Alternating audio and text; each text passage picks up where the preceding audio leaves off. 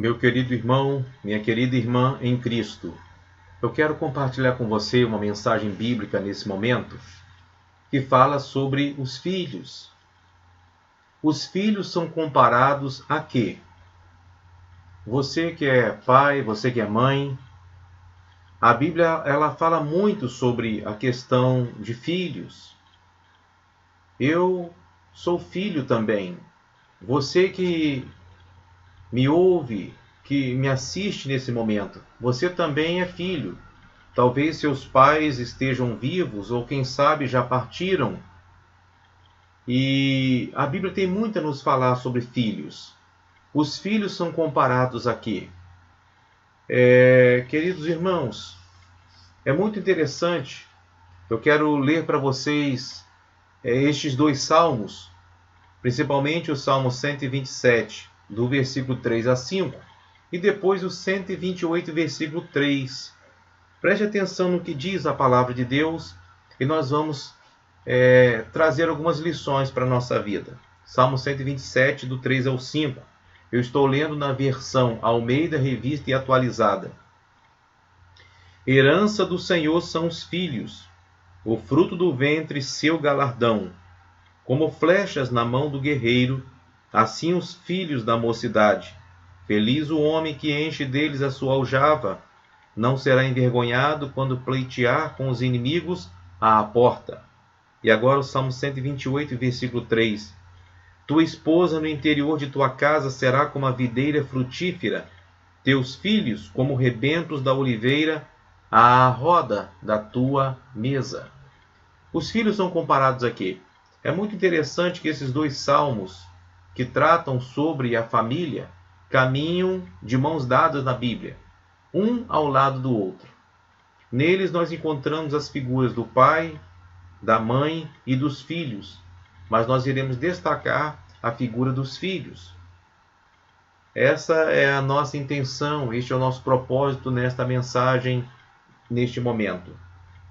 Uma família em Israel só era considerada completa, plena e com as bênçãos de Deus sobre ela quando havia a presença de filhos.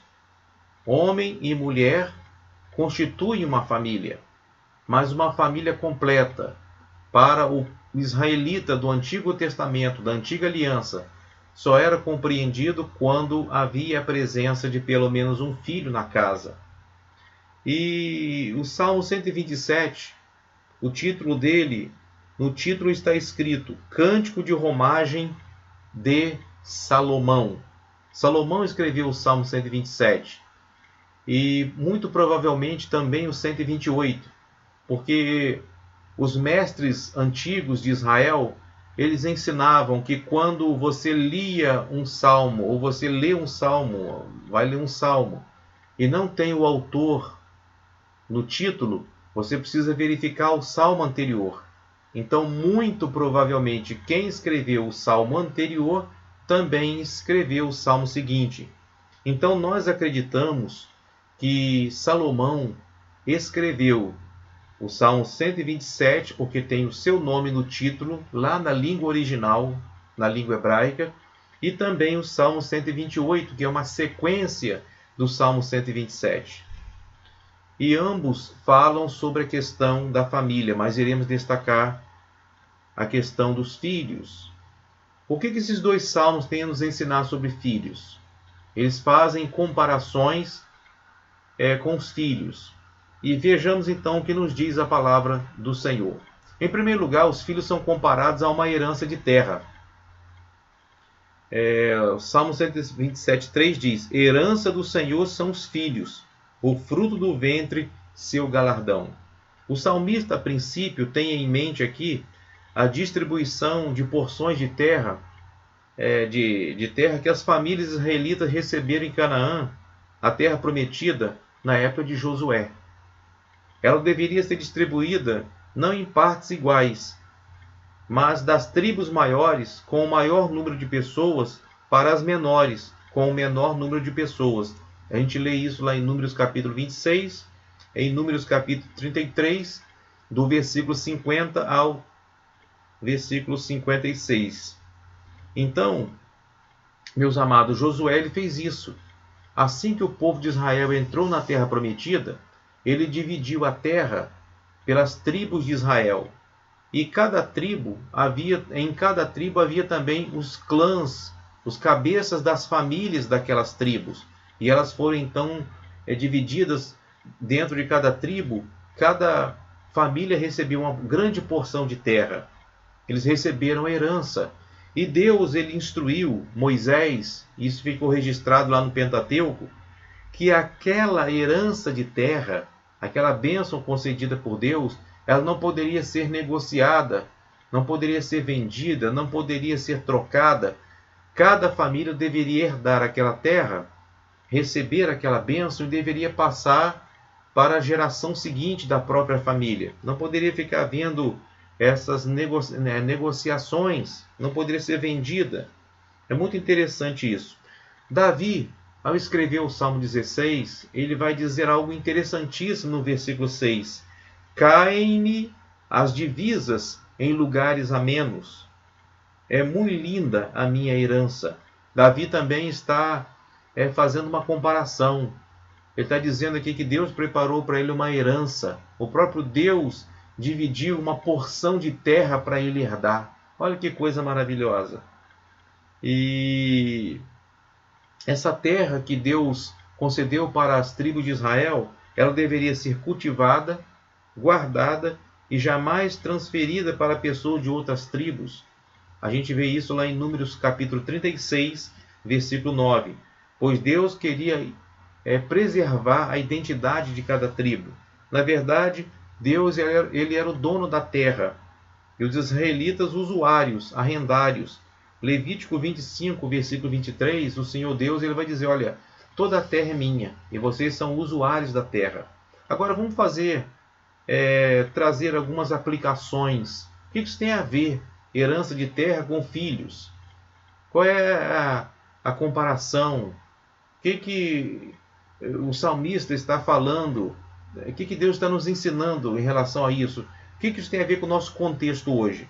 Bem, meus amados, nós temos algumas aplicações. A primeira dela, os pais não são donos absolutos, soberanos dos filhos, mesmo que sejam menores de idade, podendo fazer com eles o que bem desejam. Os pais têm o direito.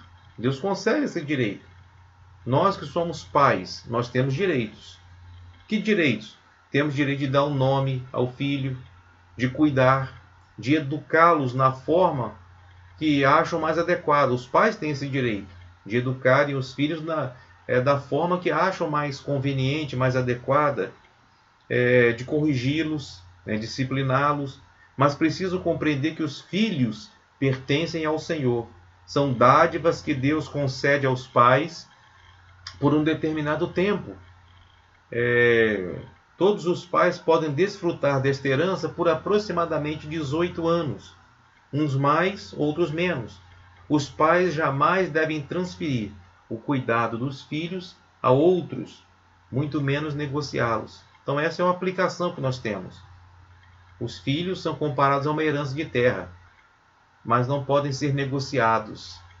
Não podemos terceirizar esta herança. Agora, uma outra aplicação que nós podemos tirar deste texto bíblico é que os pais devem cultivar e guardar os filhos, pois no futuro também irão colher bons frutos por meio deles.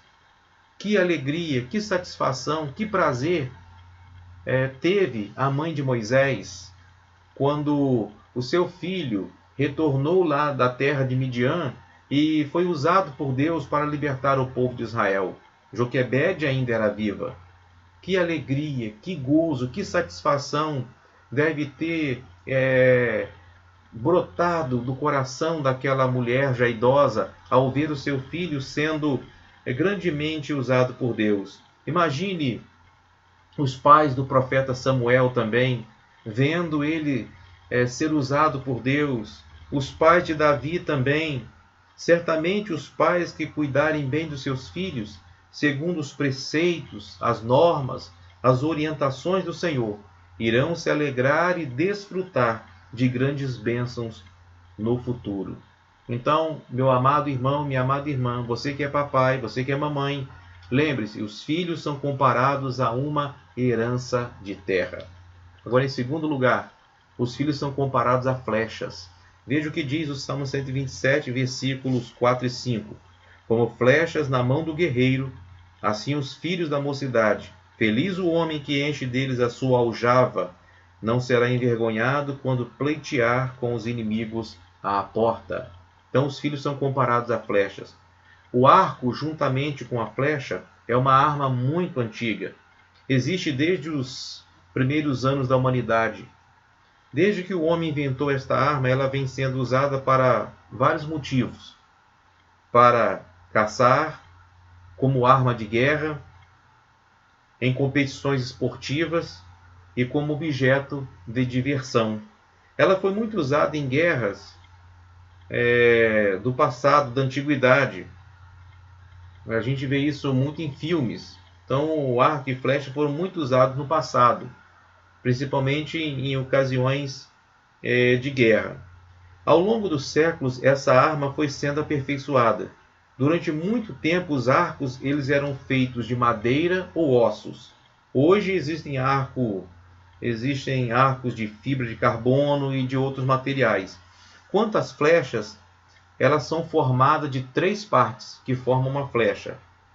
A ponta dianteira, que precisa ser aguda e perfurante.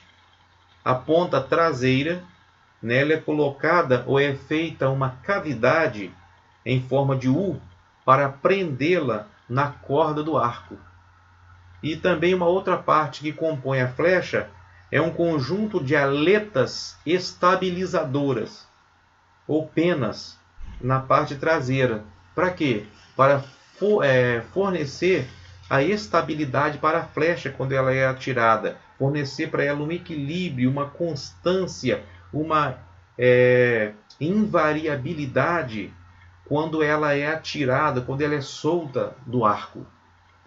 Agora, meus amados irmãos, quando nós vemos o salmista comparando os filhos a flechas, é interessante que quando a gente observa alguém atirando uma flecha, a gente presta muita atenção, principalmente quando a gente está vendo um filme, na questão da velocidade da flecha. A velocidade e a distância que uma flecha ela pode atingir.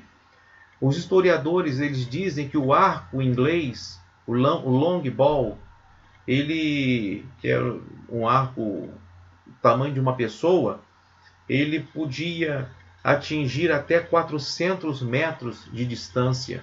O long ball, o arco inglês, 400 metros de distância. Você já imaginou isso? Agora, os historiadores também descobriram que o arco coreano, o Sugkung, ele pode atirar uma flecha até 600 metros. E conta-se a história também que certa vez um arqueiro coreano ele conseguiu atirar uma flecha com este arco a 1073 metros. Esse arco coreano, 1073 metros. Muito interessante.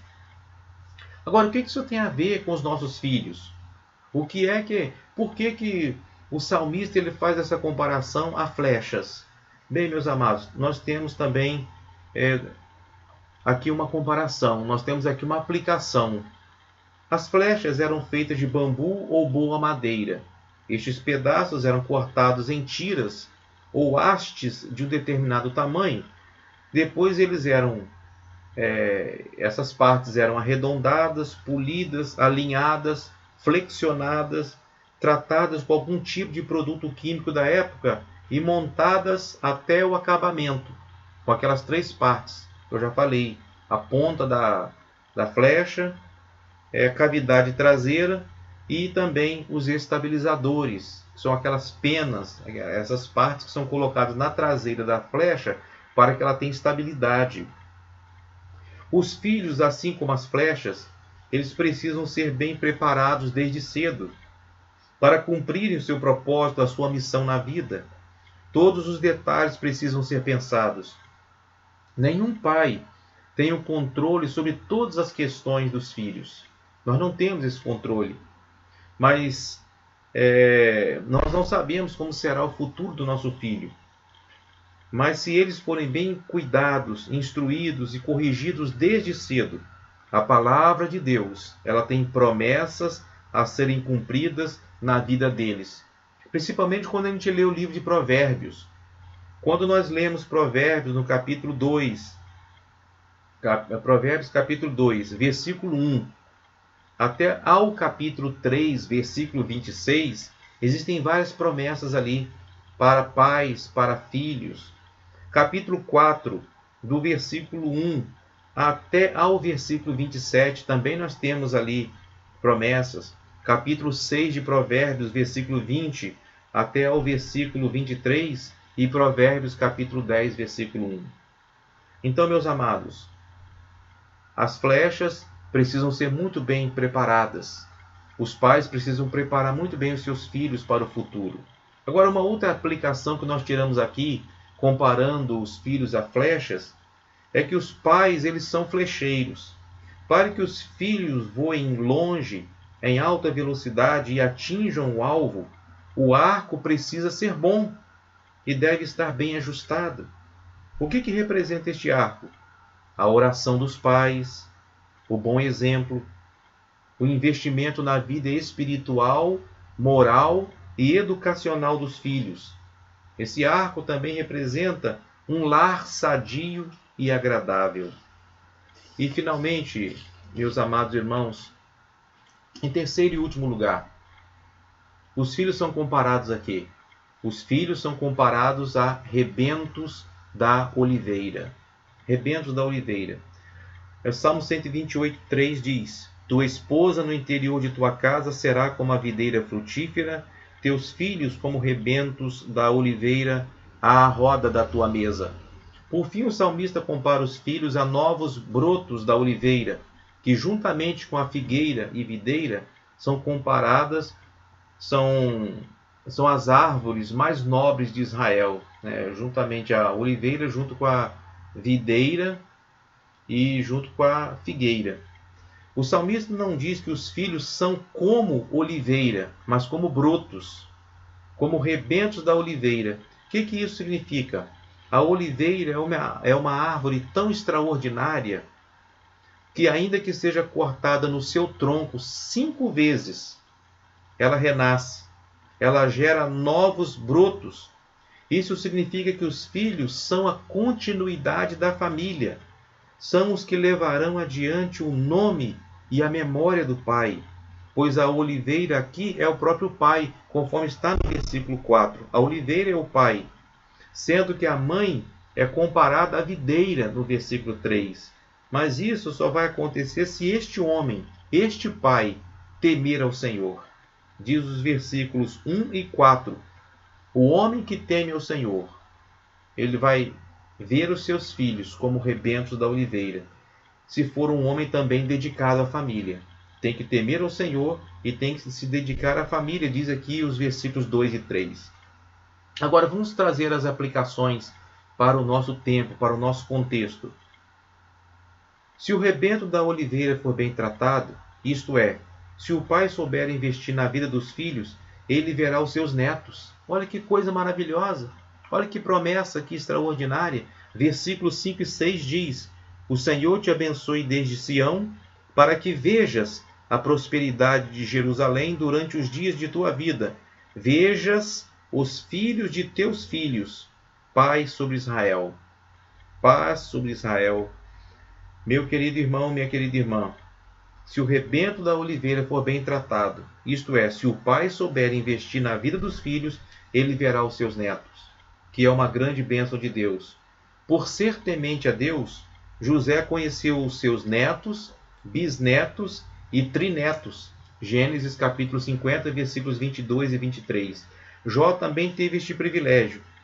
Ele chegou a ver seus netos, bisnetos, trinetos e pelo menos um dos seus tetranetos. Jó capítulo 42, versículos 16 e 17. Então por que os filhos são comparados a rebentos ou brotos da oliveira ao redor da mesa? O salmista destaca isso, São comparados a rebentos da oliveira ao redor da mesa, porque os filhos já são bênçãos desde a infância, desde a mais tenra idade, e precisam ser criados ao redor da mesa, que é lugar de comunhão, de fartura e de instrução sadia da família. Como você, papai, tem cuidado da herança que Deus lhe confiou? Como você tem cuidado das flechas que estão na sua aljava? Como você tem cuidado dos rebentos da oliveira que Deus te deu para cultivar? Você tem sido um bom arrendatário? Você tem sido um bom guerreiro? Você tem sido um bom agricultor? Que Deus possa abençoar a sua vida, você que é pai, você que é mãe, que Deus possa cumprir as boas promessas dele na sua vida e na sua família, em nome do Senhor Jesus Cristo.